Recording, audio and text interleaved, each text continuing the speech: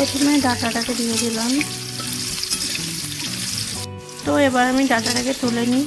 ডাঁটা থেকে আমি তুলে নিলাম, তারপরে সেদ্ধ করে রাখা ইঁচড়টাকে দিয়ে দিচ্ছি।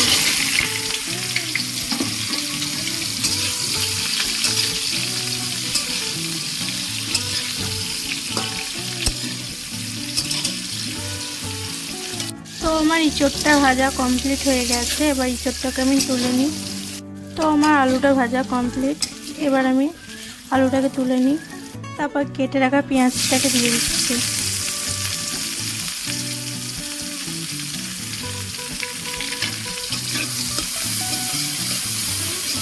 তো পেঁয়াজটা অর্ধেক ভাজা না হতে হতেই আমি টমেটো কুচিটা দিয়ে দিচ্ছি।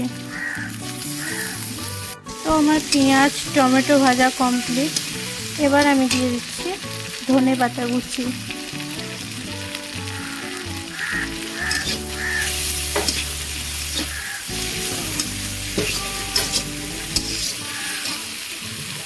তারপর আমি দিচ্ছি তেজপাতা,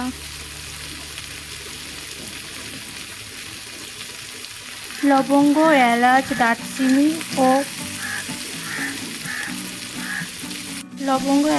দারচিনিটা দেওয়ার পরে আমি ভালোভাবে নেড়ে নিচ্ছি।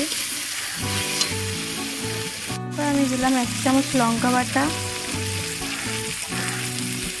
ও 1 চামচ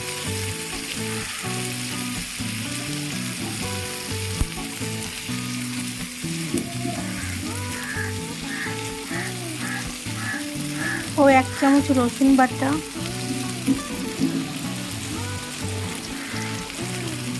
ও 1 চামচ আদা বাটা।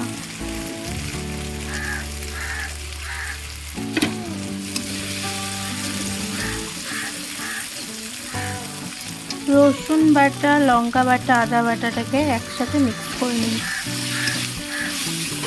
আমি ভালোভাবে মিক্স করে নিচ্ছি। পুরো আর লবণটাকে ভালো করে মিক্স করে নিচ্ছি। তারপরে আমি দিয়ে দিচ্ছি চাট মশলা।